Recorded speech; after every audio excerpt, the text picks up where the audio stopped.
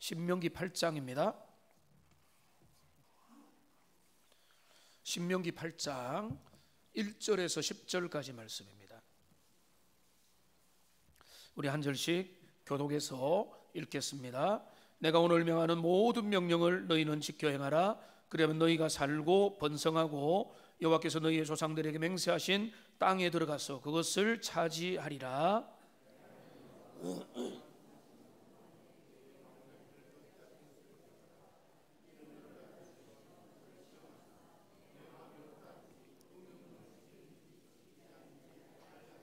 너를 낮추시며 너를 줄이게 하시며 또 너도 알지 못하며 내 조상들도 알지 못하던 만나를 내게 먹이신 것은 사람이 떡으로만 사는 것이 아니요 여호와 입에서 나오는 모든 말씀으로 사는 줄을 내가 알게 하려 하심이니라.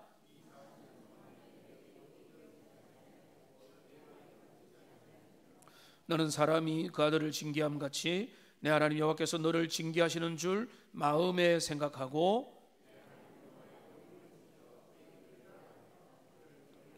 내 하나님 여호와께서 너를 아름다운 땅에 이르게 하시나니 그것은 골짜기든지 산지든지 시내와 분천과 샘이 흐르고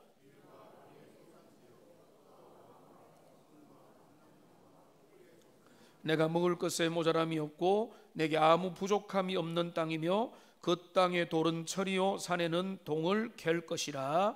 내가 먹어서 배부르고 내 하나님 여호와께서 옥토를 내게 주셨으므로 말미암아 그를 찬송하리라. 아멘. 한 해의 마지막 주일에 믿음의 공동체가 개인과 공동체가 예배자로 이 자리에 있다는 게 하나님의 은혜인 줄로 믿습니다. 예배하며 주님의 인도를 따라 인생길을 걸어가는 거야말로 가장 탁월하고 지혜로운 선택이기 때문에 그렇습니다. 우리를 이끌어 가시는 하나님, 에베네셀 하나님은 우리 인생을 이끌어 왔고 우리의 미래도 이끌어 가십니다. 그거를 신뢰하는 자가 하나님의 백성들입니다. 여러분, 다사다난한 한 해라는 표현을 우리는 상투적으로 사용을 합니다. 그래서 앞에서 설교자도 다사다난한 한 해를 보냈습니다라고 하는데 올해는요 보냈습니다라고 말을 할 수도 없는 그런 상황에 놓여 있습니다. 정치적으로 온 국민이 정치를 심하게 걱정해서 걱정과 기도를 하지 않을 수 없는 그 상황, 그 무질서의 상황이 아직도 정리가 되지 않는 그런 상황 가운데 놓여 있습니다. 나라의 혼란이 빨리 수습이 되고 질서를 찾고 모든 면에서 정상화되도록 하기 위해서 여러분 기도해야 될 때입니다. 나라가 어수선하고 정리가 안 돼 있는데 근데 여러분의 삶은 어떻습니까? 정리 안 된 부분도 많이 있을 겁니다. 개인적으로 볼 때, 가정적으로 볼 때, 경제적으로 볼 때, 사회적으로 내 삶에 볼 때 아직 미진하고 마음을 무겁게 하는 그런 것들이 여러분 여전히 놓여 있는 채로 지금 이 송년 주일 예배를 우리는 이 자리에 앉아 있습니다. 그거는 어쩌면 크기는 다르고 모양은 다르지만은 우리 모두가 아마 가만히 생각해 보면 그럴 것입니다.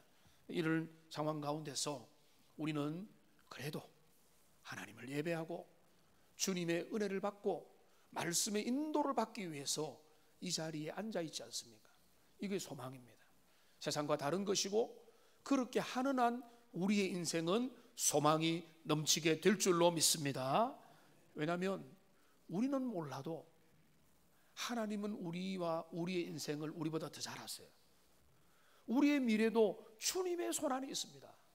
그러니까 우리가 지금 우리의 답답하고 불투명하고 계획이 잘 안 나오고 이런 것 때문에 노심초사할 게 아니라 오히려 하나님 내 인생과 우리 가정과 우리의 자녀들과 우리의 교회와 우리 민족을 주님 앞에 맡깁니다라고 통 크게 주님 앞에 맡겨드리고 하나님의 은혜를 구하면서 우리의 길들을 걸어가는 하나님의 사람들이 되시기를 주님의 이름으로 축원합니다. 그런 마음을 가진 마음을 붙잡기 위해서 오늘 이 본문은 우리에게 너무나 탁월하게 작동하는 그런 본문입니다. 여러분, 하나님의 사람들은요, 은혜를 받으려면 하나님의 말씀에 귀를 기울이시기를 바랍니다. 새해도 여러분 말씀에 귀를 기울이면요 백전백승입니다. 그런데 말씀에 귀를 기울이는 분들은 말씀의 세계 속에 좀 더 들어가야 돼요. 좀 더 들어가야 되는 그 중에 하나가 뭔가 하면 그 말씀이 주어지는 상황을 마음속에 그릴 수 있어야 됩니다. 그 상황이 보이지 않으면은 한글을 몰라서가 문제가 아니라 그 세계와 내 세계가 연결이 안 되는 거예요. 그러니까 오늘 본문의 상황이 너무 중요합니다. 오늘 본문의 설교자는 누굽니까? 모세입니다. 청중은 누굽니까? 이스라엘 백성들입니다. 그런데 단순한 이스라엘 백성들이 아니에요. 그들은 뭡니까? 가나안 땅에 들어가야 될 출애굽 2세대, 가나안 1세대가 될 그런 사람들. 이제는 광야길을 거쳐왔고 가나안 땅에 들어가기 직전에 모세는 못 들어가지만은 그들에게 신신당부하는 게 신명기의 말씀이거든요. 그 신명기의 말씀 속에서 지금 그들은 어쩌면 우리와 같은 형편에 놓여 있는 겁니다. 광야길을 지나왔고 이제 새로운 한 해를 또 남아있는 인생을 걸어가야 되는 그 환경 속에 있는 우리들에게 오늘 주시는 말씀입니다. 이 말씀은 뭐라고 말씀합니까? 오늘 설교의 제목이기도 하지만 오늘 2절을 보시면 이렇게 말씀합니다.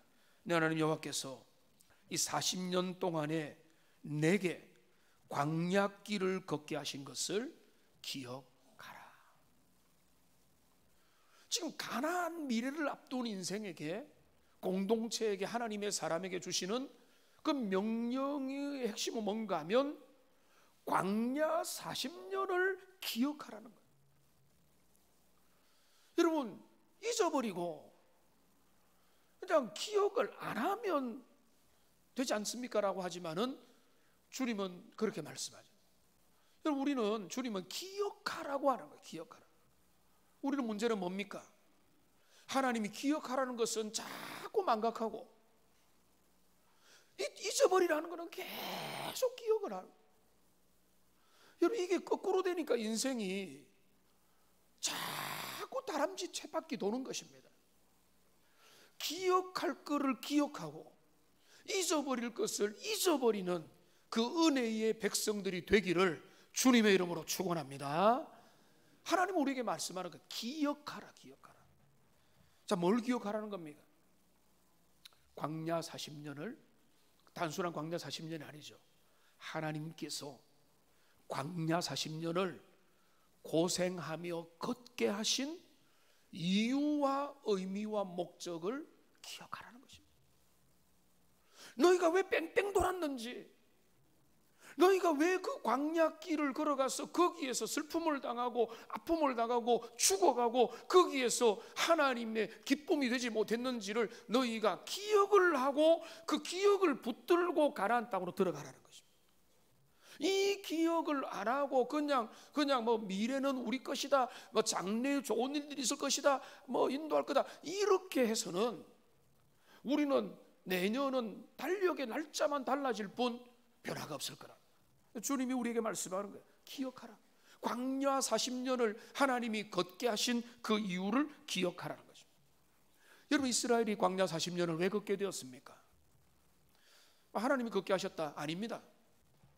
하나님이 허용하신 겁니다. 광야 40년은요 이스라엘의 불순종 때문에 걸어간 그들의 고생길입니다. 여러분, 광야 40년이 어떻게 결정된지 아시죠? 이스라엘 백성들이 하나님 앞에서 12 정탐꾼을 통해서 가나안을 정탐하게 했습니다. 며칠 동안 했습니까? 40일 동안에 정탐을 했습니다. 정탐의 반응은 뭡니까? 10명의 부정적인 반응이었습니다. 우리는 못 올라갑니다. 우리는 메뚜기 같고 그들은 장대하고 우리는 그들의 밥밖에 안 되고 우리는 잽도 안 됩니다 라고 하면서 그들이 거부하고 물러섰으니까 하나님이 그들에게 뭐라고 했습니까? 너희의 40일을 내가 40년으로 만든다. 이래가지고 40년 방황이 시작이 된 것입니다. 그러니까 광야 40년은 뭔가 하면 그들의 불순종에 대한 하나님의 허용의 40년입니다. 여러분, 제가 이거를 몇 번 말씀드린 것 같은데 다시 말씀드릴게요. 출애굽에서 가나안에 가는 세 가지 방법이 있습니다. 제일 지름길. 근데 문제는 뭔가 하면 지름길로 준비 없이 가면 뭡니까? 적군들 앞에 바로 몰살당합니다. 두 번째가 뭔가 하면 하나님이 작정하신 우회로입니다. 세 번째는 뭔가 하면 빙빙 도는 40년이에요. 여러분, 세 가지 길들이 인생에 있어요. 어떤 사람은 너무 빨리 가려고 해요. 여러분, 지름길로 가는 게 몰살의 지름길일 수도 있어요. 그렇다고 해서 40년 빙빙 도는 게 원래 인생이 그렇다, 그것도 아니에요. 주님이 작정하신 원래 길들은 뭔가 하면 하나님의 인도를 따라 적당히 우회하는 길이에요. 우회를 안 할 수는 없습니다만은 그 우회를 따라가면은 뭐 보름 만에도 갈 수 있고 한 달 만에도 갈 수 있는 게 출애굽에서 가나안까지 팔레스틴까지 가는 게 그 거리가 그렇다는, 그때 그 당시에 교통편을. 근데 이스라엘이 그 광야에서, 막막한 그 광야에서 하나님의 인도를 거부하고 불신앙을 가지고 원망하고 불평하면서 광야에서 인생들을 허비하다가 결국은 불순종의 결론으로 40년을 헤매면서 그 길을 돌아갔다. 그 광야 40년을 허용하신 하나님의 의미와 목적을 너희가 기억한 채로 미래를 향해 나가야 돼. 우리는 단지 미래는 우리 것이다 이런 것은 없습니다. 과거를 붙잡지 않으면 이전의 슬픔과 실패와 불순종으로 하나님 앞에 순종과 불순종이 어떻게 드러나는가를 우리가 제대로 직면하지 않고는 그냥 단순히 미래가 우리에게 좋은 것은 없기 때문에 그런 것입니다. 지금 이스라엘 백성들에게 출애굽을 광야에서 태어나서 출애굽 시대의 모습들을 부모를 통해서 배웠고 광야는 조금만 맛본, 그러나 이제는 가나안에 들어갈 그들에게 광야 40년에 너희 부모님 세대의 교훈을 너희가 붙들라, 이게 바로 그런 것입니다. 우리는 잊어버릴 것은 잊어버려야 되지만은 잊지 말아야 될 것입니다. 우리나라의 나라 잃은 서름을 잊어야 되겠습니까? 우리가 북한이 이게 공산 세력이 남한을 침공해서 우리나라가 극한 혼란에 빠졌던 그 시절을 잊어야 되겠습니까? IMF 경제 위기 때문에 나라가 휘청거렸던 것을 잊어야 되겠습니까? 코로나19 때문에 수년 동안에 온 나라, 온 세계가 작동 중지처럼 됐던 그 시간들을 우리가 잊어버리면 안 되고, 그 시간들을 통해서 우리는 우리의 인생길이, 그 모든 것들을 통해서 우리의 인생길의 의미가 무엇인가 라고 하는 것들을 우리는 붙들면서 기억하면서 우리에게 주어진 남아있는 시간들을 향해서 달려가야 되는 것입니다. 하나님이 그래서 기억하라 라고 하셨습니다. 한번 따라합시다. 기억하라. 광야 40년 길에 걷게 하신 하나님의 그 의미를 기억하라는 말이, 여러분, 우리가 사람들 만나면 어떤 이야기 합니까? 추억담을 이야기합니다. 에피소드 이야기합니다. 광야에서 불 피웠던 이야기, 광야에서 누가 먼저 오아시스를 찾은 이야기, 내가 만나를 3개를 땄는데 집에 가서 보니까 2가지는 다음날 썩어버렸더라는 이런 이야기 막 하면서 나는 어땠더라, 너는 어땠더라, 이런 간증의 기억들이 우리를 아주 재밌게 만들지만은, 기억을 하라는 것은 여호와가 주시는 영적인 의미와 교훈을 기억하라는 것이 단순한 에피소드를 기억하라 그런 의미가 아닌 것입니다. 그러니까 하나님께서 그 40년을 왜 걷게 하셨는가? 왜 걷게 하셨죠? 여러분, 2절 뒷부분을 보십시오. 분명히 말씀합니다. 이는 너를 낮추시며 너를 시험하사 내 마음이 어떠한지, 그 명령을 지키는지 지키지 않는지 알려 하심이라. 하나님이 우리가 광야를 지나면서 우리의 본심과 우리의 마음과 우리의 신앙과 불신앙과 우리의 진심과 우리의 충성과 불신과 하나님을 의지하는지 의지하지 않는지 우리의 마음에 뭐가 들어있는지를 광야를 지나야 그게 드러난다. 광야 안 지나면은요 다 안 드러나요. 온실 안에서는 그런 게 드러나지가 않습니다. 그런데 광야를 지나다 보면 이 광야 속에서는 우리 실체가 드러나요. 본질이 드러납니다. 믿음이냐 믿음이 아니냐, 그의 속에 있는 것들이 뭐냐가, 여러분 사람은 속이고 뭐 감출 수 있지만은 광야와 사막을 지나다 보면은 거기에서 우리의 본질이 드러나게 되는 것이고 하나님은 그것을 확인하기 원하신다. 주님이 우리 인생의 광야길을 허락하시는. 그러니까 광야는 뭡니까? 그래서 우리의 믿음의 선배들은 광야를 뭐라고 하는가 하면은 우리의 인생 학교라고 했습니다. 광야의 인생 학교입니다. 왜냐하면 거기에서 우리를 징계하고 다듬고 훈련시키고 연마시키는 겁니다. 여러분 우리가 믿음 안에서 믿음의 길을 걸어가기만 해도 오늘 훌륭해집니다. 제가 봐도 그래요. 훌륭해지게 돼 있어요. 왜? 이전보다 더 나아지니까 그런 거잖아요. 모난 돌들이, 큰 돌멩이가 여러 모서리가 다듬어지고 으깨지고 달라져서 이제는 하나님이 쓰시기에 좋은 사람으로 다듬어지는 게 광야 학교의 의미가 되는 것입니다. 그리고 그 믿음 없는 실체가 드러나기도 하는 그런 것입니다. 광야는 사막길입니다. 저는 사막을 미국에서도 보고 이스라엘 요르단 주변에서도 좀 이렇게 봤지만 사막에서 하루를 보낸 적은 없습니다. 사막은 어떤 곳입니까? 여러분 사막은 어떤 곳인가? 우리가 여러분 어느 정도 이미지는 알고 있죠? 신명기 8장 15절이 사막이 어떤 곳인지를 우리에게 광야에 대해서 소개합니다. 같이 한번 읽어보겠습니다. 너를 인도하여 그 광대하고 위험한 광야 곧 불뱀과 전갈이 있고 물이 없는 간조한 땅을 지나게 하셨으며 또 너를 위하여 단단한 반석에서 물을 내셨으며. 여기 본문을 봅시다. 여기 보면은 그 광야를 뭐라고 말하는가 하면 광대하다고 말했습니다. 여러분 광대하는 것은 멋있지만은 그 사막이나 광야 그 지평선의 모래 끝을 보는데 길이 없다. 그때는 이제 광대함의 다른 말이 뭡니까? 막막함이죠. 제가 사막을 차를 몰고 몇 번 지나가 본 적이 있는데 제 아내는 너무 그거를 염려를 많이 해요. 거기서 차가 고장나면 어쩌노, 물이 떨어지면 한여름에 가면은 이게 몇 사람이 죽어간다. 미국의 뭐 데스밸리 이런 데 가면 그렇거든요. 근데 그나마 그 길을 갈 수 있는 거는 지도가 있고 도로가 남아있기 때문에. 근데 광대하고 막막해서 도로가 없어요. 표지판도 없어요. 어디로 갈지 모르고 남동서남북을 모릅니다.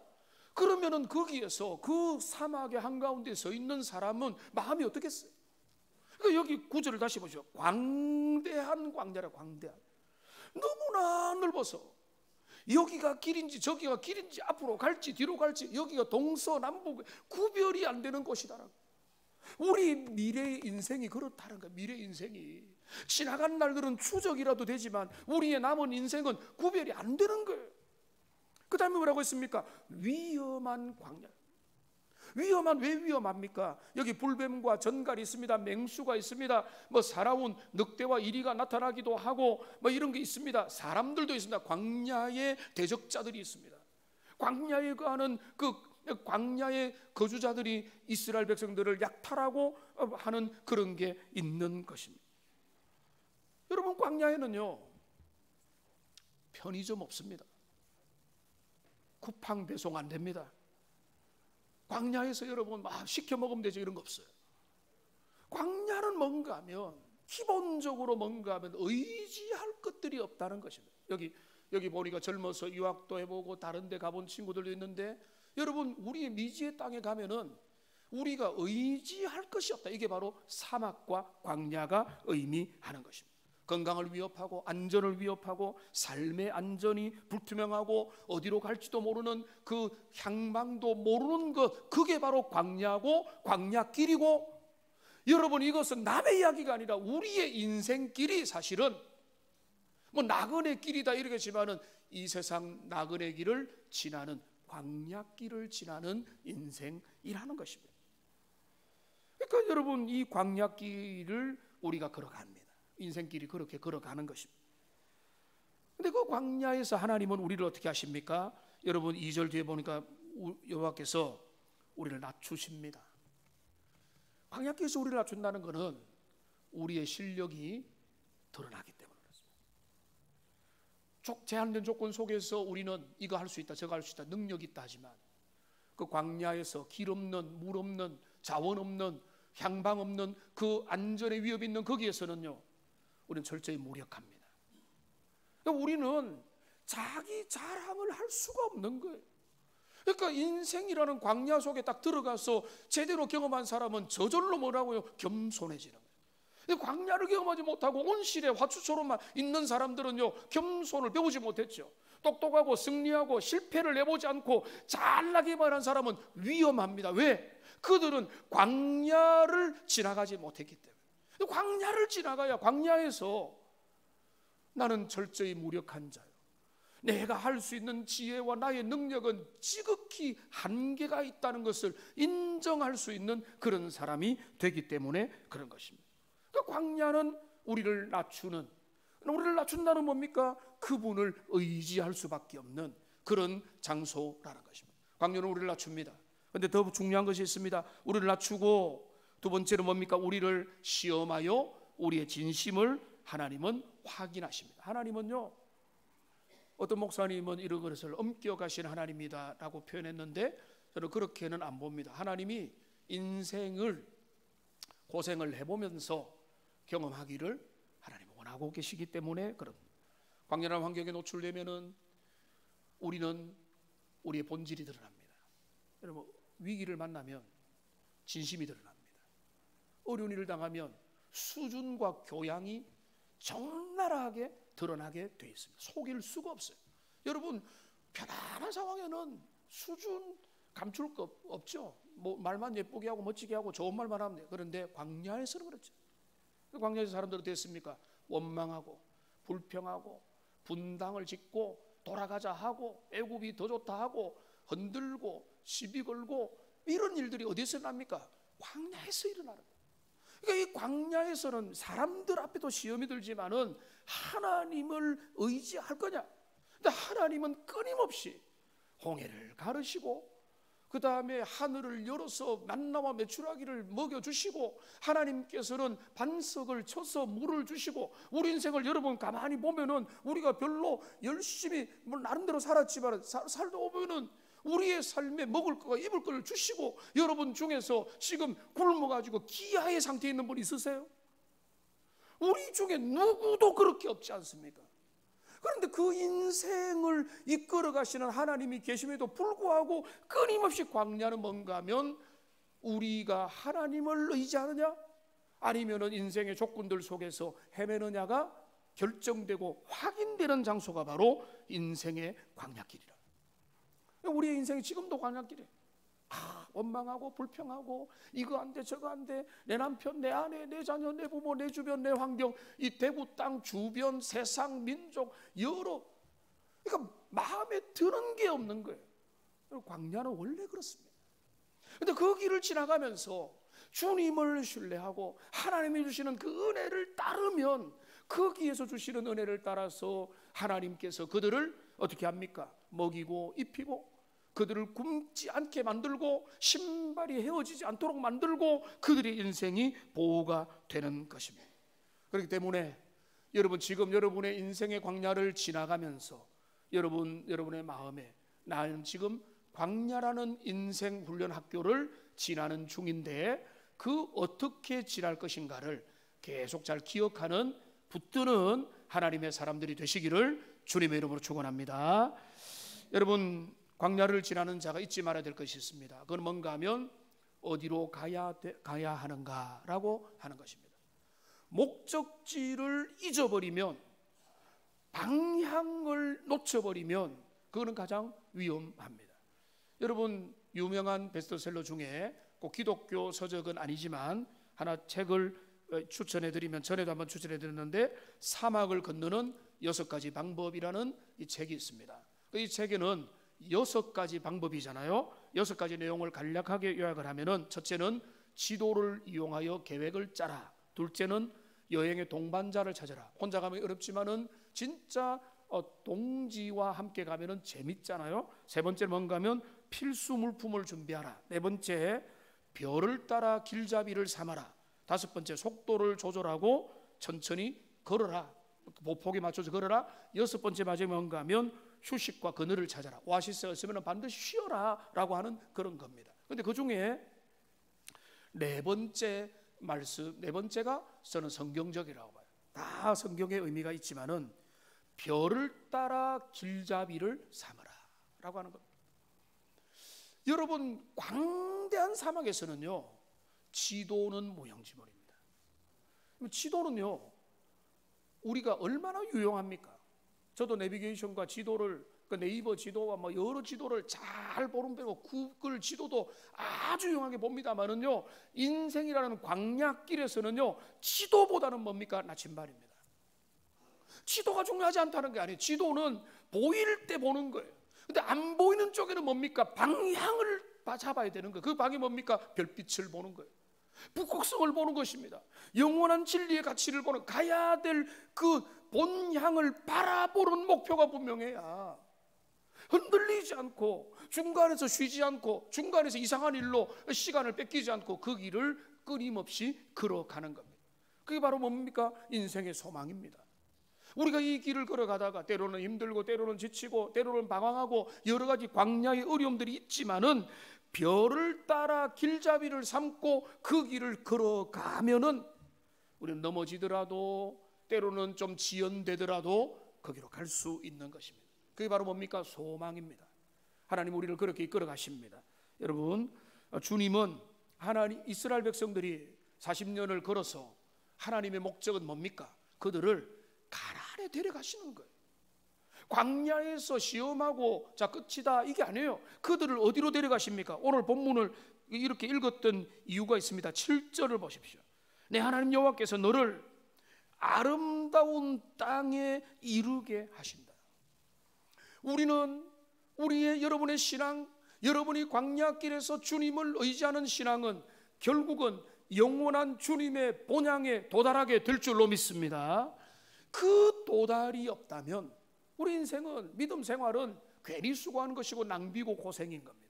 이 아름다운 땅은 어떤 땅입니까? 거기에는요, 골짜기마다 산지든지 시내와 분천과 샘이 흐른다고 했습니다. 물이 풍부하다는 겁니다. 생명의 근원 대신 그리스도의 생수가 마르지 않는다는 그런 의미가 되겠습니다. 온갖 곡식과 과일들과 꿀들이 넘쳐나게 좋은 것들로 우리를 먹이고 입히고 양육하기에 부족함이 없다는 것이고, 9절에 보면은 그 자원도 부족함이 없을 거예요. 그의 돌은 철이요 산에는 동을 캘 것이라. 온갖 좋은 것들이 약속의 땅에 다 있게 될 것이다 라고 하는 것입니다. 여러분, 전망을 잃지 마십시오.